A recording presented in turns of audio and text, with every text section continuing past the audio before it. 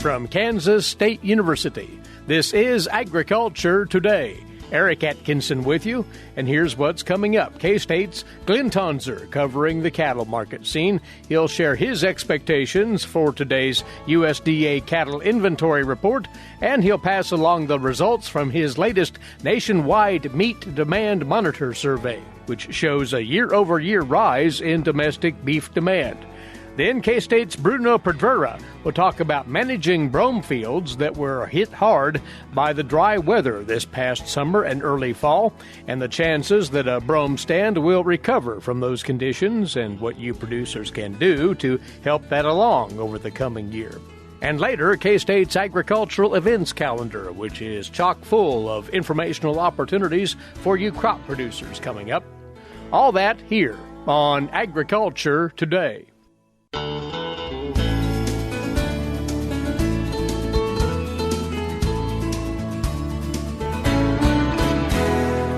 Welcome once more. You're listening to Agriculture Today. Well, to start off our cattle market segment, we'll get into the trends from last week, of course, but we'll also talk at length about the USDA's Cattle Inventory Report, which is due out later today. Glynn Tonsor is Mike's side, livestock economist, K-State Research and Extension. Glynn, last week, well, the cash markets have basically settled in for a bit here in a fairly limited range, have they not? Yeah, and there's a mixed story depending upon what class and where we're talking around the country, and even cash versus futures. So I would call this past week a mixed bag. AMS called Fed cattle at 137 this past week. For context, the nearby February live cattle contract was just under 139, up about $1 for the week. Not a lot of action there. So to your point, that was kind of steady as she goes. Flip over to the feeder cattle, and this is where my mixed bag comment would come from. Dodge City Wednesday report, it was steady to full $8 higher, depending on what weight class. The majority of weight classes were little to no change, but there was some that were 5 to 8 higher. 2 lots, just for context here, 193 head weighing 727 went for 161, and 231 head weighing 788 went for 155. Those would be much better than a year earlier for those that are tracking, longer-term trends here. But that story's a little different when we look over the board. So March feeder cattle closed just below 160, down about 350 on the week. One of the reasons, I think, is we saw corn inch up this past week. So corn was up 20 cents. And there was a lot of general commodity and equity market turbulence this past week. That's not a doomsday comment saying it's going to go on forever. Don't overreact to that. But I think some of the more actively traded commodities and feeder cattle contracts would be in that space, within ag at least, probably got some downward pressure from that. So I think there's some very short-term reasons that the board was slightly disconnected from cash on feeder cattle this past week. I would look for them to kind of come back and sync a little bit more in the next couple of weeks. Boxed beef trade this past week, really not a lot of shifting there, was there? No, so Choice closed the week at $2.90. That's down $2 from the Friday before. Select closed at $2.83. It's up about $1. So no, there was not much change there. The part we're sitting and waiting on there was, Omicron, the debate about when is the peak in every state, as it kind of moves through the country. The relevance of that for our listeners here is it's not just Omicron itself, is exactly what is that doing to consumer confidence and foot traffic, and how much of it's Omicron versus inflation are all part of that broader discussion. So far, foot traffic's held up pretty well, but when you jump to the cutout value, the reason I'm interjecting it here is restaurant demand and exactly how that plays out for, say, steak versus ground or chops and bacon, whatever category we want to talk about. There's elevated uncertainty on that front again. I personally think it has more to do with consumer buying power than it does Omicron, but they both show up in this elevated uncertainty at the moment. So the cutout being flat, I don't think is a bad thing. Yeah. Well, before we dwell on the cattle inventory report, you do have fresh numbers from your meat demand monitor survey. Again, to remind, this is a nationwide survey that you oversee out of here at K-State. And the January numbers you just posted, a couple of days back? Yeah, they got posted over this weekend, actually. So those of you that are familiar with our Ag Manager website, I encourage you to go there. You can download the report and a host of other related information that we've talked about in the past. But to set the stage, the last 6 months of 2021, per that Meat Demand Monitor project, demand was very strong. So specifically beef demand at the retail, buying grocery store to take home, as well as through your restaurant channel away from home, was notably stronger second half of 21 than it was the first half, and notably stronger than it was at the beginning of the pandemic. I highlight that because this whole project started February 2020, so that's when my comparisons can start. When we hone in on January of this year, so our first month here in 2022, ribeye steak demand was up both through the grocery store and restaurant channels, while ground beef was down when we compared to December, but both are up notably compared to a year ago. My latest estimates, and that's why I start with this story, is that is my most recent information to pull from, suggests that maybe there was a pause on beef demand compared to what we had in December, but not a big one, and still notably higher than a year earlier. I would say beef demand overall is fairly robust domestically. I'm going to talk exports here in a moment, but that is definitely a part of what's going on, is when we have steady, if not strong, beef demand coupled with slowly declining available supplies, which reflects the herd, and we're going to talk about the Cattle Inventory Report in a second, then we shouldn't be surprised when we see higher beef prices facing consumers. And sure enough, that's what we're seeing and talking about in the media a lot. Well, tie those indications into the USDA's latest demand numbers, not only domestically, but in the export channels as well. Yeah, and that's where the time pattern of when information is available. I know this can get confusing to our listeners, but it's all on ag managers to go there. We just got done talking about the survey-based January information. The most recent that's available from USDA is more lagged, and it's just because there's a lag in getting the data processed, and it would be for the month of November. So first for domestic, November 2021, beef demand was down 2% compared to October, but it was up 19% from November of 2020. And actually, every month between August and November of 2021 was higher than the same month in 2020. So again, we ended, that's consistent with my Meat Demand Monitor comments, we ended 2021 on a very good footing, domestic demand-wise. But frankly, that understates the overall demand story because export demand was even stronger. Mm-hmm. So November of 2021, export demand was up 10% compared to October and a full 25% stronger than November of 2020. Those are large percentage changes for an industry this big. Underneath that is, I maintain this index and where that information, those quotes are coming from. Demand was 167% stronger in November of 2021 than it was my base period, which is January of 2010. Month after month growth. There's been some hiccups, of course, but there's been notable export demand growth since that initial month of January 2010. To drive it home, November was only the second month, and they both occurred in 2021, where beef sales abroad, so U.S. beef being sent to somewhere outside of our 50 states, exceeded $1 billion. And to drive it home even more, the USMEF, United States Meat Export Federation, which focuses on beef and pork exports, that's their main wheelhouse, their estimates suggest about 22% of the sales value for steers and heifers in the U.S. in 2021 could be tied back to exports. And where's that number coming from? They estimate a little over, I think it's 402 specifically, but over $400 per head could be tied to export value. When you compare that to the base value of an animal, that's where Glynn comes up to 22%. The 22% well exceeds the volume represented by exports, and that's another example of economics and markets at work. Those products are found in places that are most valuable. I usually use the example of tongues. All right, Tonsor household will never pay as much as the average household in Japan for a tongue. People remember that silly comment, but letting trade work and get products where they're most valuable is core to that comment about adding value to the steer or heifer, and that played out in spades very well for the beef industry in 2021. It's really a shining report on beef demand overall as we head on deeper into 2022 now. Big report out from the USDA today, as you describe it, the January Cattle Inventory Report. All anticipation, of course, is that we will see reduced numbers in the overall nationwide herd. What, generally speaking, are your thoughts on that? So I would agree with that. Of course, there's lots of flavor on the size of cattle that are ready to come into feed yards, the number of heifers retained, number of beef cows. All that is broken down, not just nationally, but by state. So there's a lot of interest in this report. It's not going to be anything shocking to say there's a lot of anxiety in the industry these days. So anything that gives us some clarity on the upcoming supplies is of elevated interest.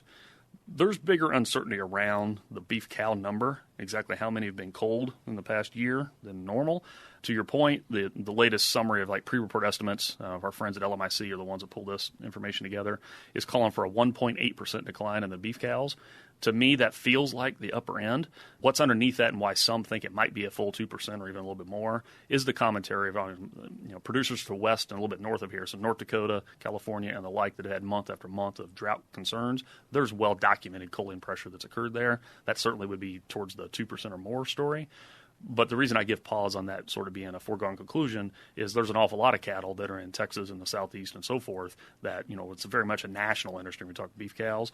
So it's worth watching not just the total aggregate, that's where I'm telling the story initially, but the state-by-state breakdown, because that speaks a lot to where the calf crop's going to be coming from the next couple of years. Has a lot to do with your feeder cattle basis. For those of you who are listening outside of the state of Kansas and the like, yours truly thinks we'll be below 2%. We'll see when that report comes out later today. But for those that are following me, look for not just the top line, and that's what will probably hit the news the most is the national numbers, but even Kansas numbers and the like are going to be worth watching. As far as the significance of the numbers that come out, though, if there is some sort of unexpected result here, why that could move the market fairly quickly. Could it not, because of the importance of this? Yes, and I would tie that to, so for example, the steers over 500 pounds is a direct measure of how many animals are yet to be in the feed yard but are going to be coming. So if that's currently the middle point estimate is a 1.3% decline. If that comes in flat, which indicates there's more steers floating around ready to hit the feed yard, that's going to be bearish in the short term, right? But if that comes in down 3% or something like that, then it's going to be very bullish. That's an example where the feeder cattle market I could see respond. When you jump to the beef cow number, yeah, it has an impact on the calf crop for sure, but it's lagged a year or two, so I'm not sure we're going to see the same immediate market impact is why I break it down that way. Now, it will directly impact people's decisions about what they can or shouldn't pay for a replacement because it gives us some insights about what the herd is going to look like 2 years and 3 years from now and so forth. And there is elevated interest in buying replacements by some that are kind of contrarian to this national trend we're talking about. So it depends what market we're talking about. So near-term feeder cattle pressure, I think, would hone in on cattle that aren't in the feed yard yet but are yet to show up here in 2021. That's the one I would watch for.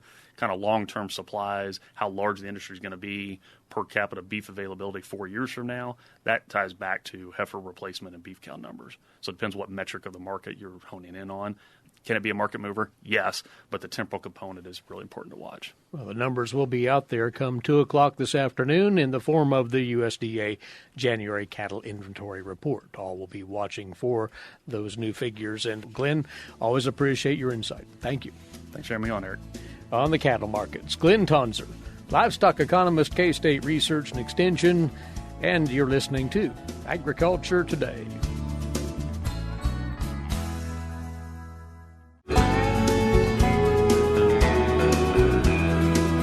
Agriculture Today continues now as we're going to hone in on what has become a common problem in areas of Kansas where brome hay is grown routinely. This past year, there was quite a bit of damage to those brome stands, and we're going to look at that and, in fact, what producers might want to think about in helping those stands recover.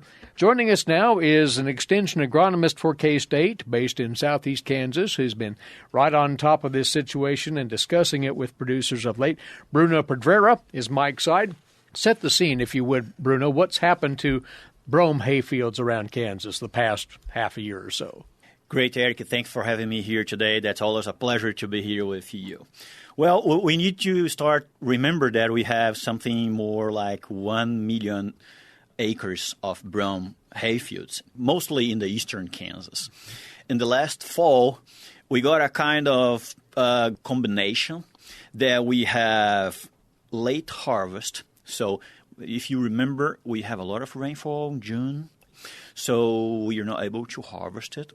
So we end up harvesting late some of these fields, especially the ones we have been visiting and we can identify the damage.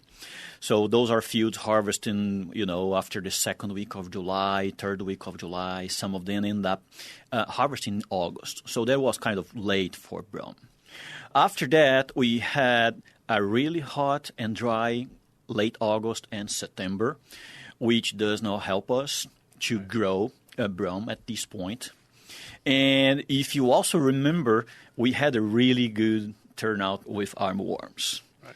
They were everywhere. Yes, all remember vividly the march of armyworms across this part of the state. In some of these fields, we had 3 or 4 generations of worms. And our feeling at this point is the brome was trying to regrow. The brome was trying to put new leaves out. And the armyworms were there harvesting that, pretty hot, pretty dry. And likely, we use most of the brome reserves. Brome has rhizomes, really good root systems. And this is the place where we stock most of our carbohydrates, most of the reserves the plant has to allow new regrowth. And that's the reason we call them perennial foragers, because they have this ability to store some reserves and use it to regrow. Well, with all of these things together, so hot and dry, armyworms, and late cut, we ending up with some fields that was really, really, really damaged. To the point of actually being taken out. Yes, dead fields. So we need to discuss at this point is what are we going to do if we have a dead or a damaged field. So if you have a dead field, and most of the times it's not that hard to identify it, you can go out and dig, try to find roots, try to identify if the roots are kind of white and tainted, and see if they are holding the soil, if you can dig some samples out and figure out if they are kind of holding the soil, if you were pushing them out, broke them out, try to see if they are white or something like this. So you identify that we have really good root systems. It is a nice indicator that these brome field could possible come back in the next spring.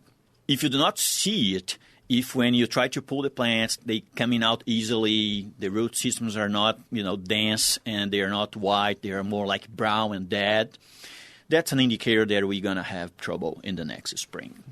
We need to come up with a plan, okay? In a dead field, we should go and replant it. The problem at this point is when we're going to do it. At the earliest this spring, but... Yes, we can do it during the spring, but we need to have in mind that worms can be there again because it will be hot and we're going to have some rainfall. So after February 15th, we will be able to replant some of these fields. But the challenge will be worms and weeds. The competition will be very hard. Right. So it would be better if you can hold it and plant in the next fall, which is the best recommended way to do it, after August 15th up to September 20th. If you are in southeast Kansas, you can go a little bit more, a week or two after that. But you need to have a plan at this point. I want to add another thing for this conversation. Some information we have from seed dealers is that last year they did not harvest all the brome seeds that they are expecting. So there may be a shortage of seed. Yes, that's another issue. Right now we are talking about $5 to $6 for a pound. We will need in between 10 and 15 pounds if you have a really good seed bed. If not, we should go like 20 pounds per acre. If you were going to broadcast or if you don't have how to put the seeds in really good contact with the soil, you should go 20. So we are talking about, a couple dollars. Try to see if you can find seeds and how much it's going to cost and if it's going to worth to do it right now during the spring. Put in the account that we have worms and weeds.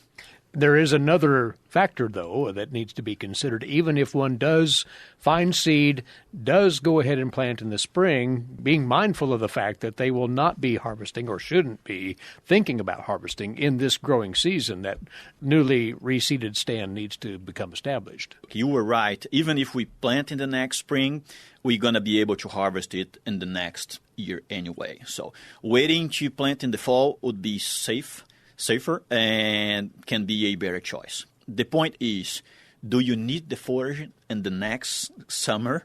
If the farmers need that forage to fulfill this forage budget to feed the animals, there are other options that we can consider, and then we can go with summer annual forage, for example.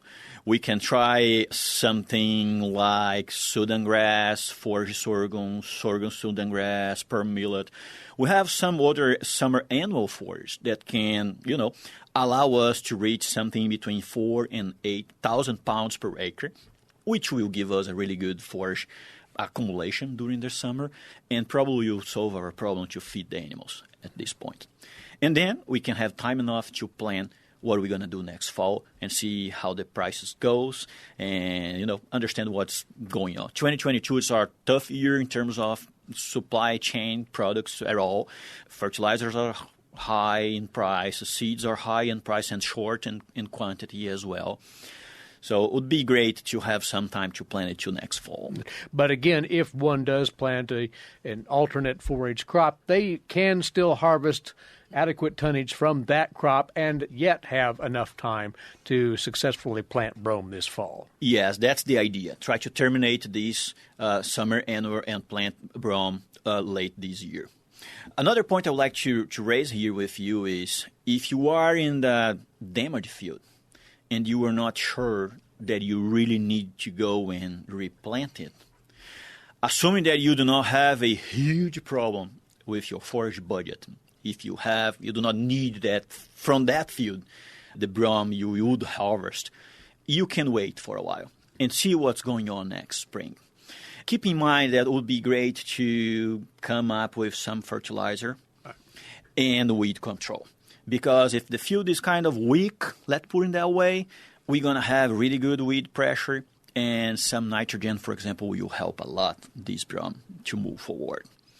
So that's time to go out and take soil samples, 15 soil cores in each field at least, put in a bucket, mix it, send it to the lab. All of our extension offices, you'll find an extension agent that can help you to label the sample, send it to our lab, and knowing what you have in the soil, we will be able to fit for you a really good fertility program, especially, again, with the prices we have this year. Point is, if you are committed to a brome stand being part of your forage production, and whatever form or fashion it might be on your operation, you need to practice a little patience here in letting that stand come back and assess fully before you invest. Yes. And I think at this point, it's important to be patient, as you mentioned, and identify a plan. We need to have a plan.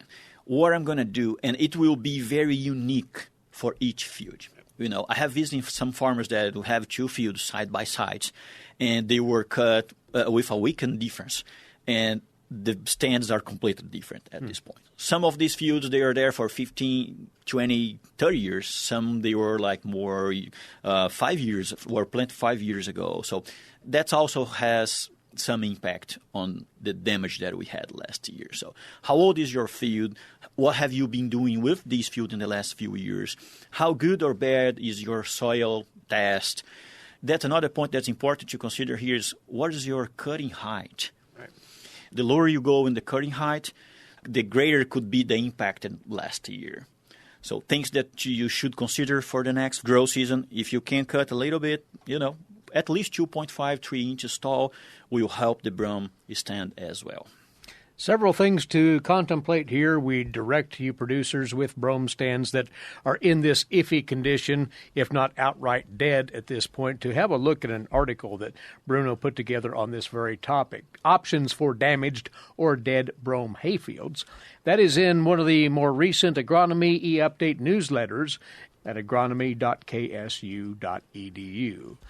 Bruno, always a pleasure. Thank you for letting us know what's been happening with those brome stands. Appreciate it. Thank you so much, Eric. Bruno Pedreira with us, research and extension agronomist for K-State based in southeast Kansas. And we'll be back with more on Agriculture Today.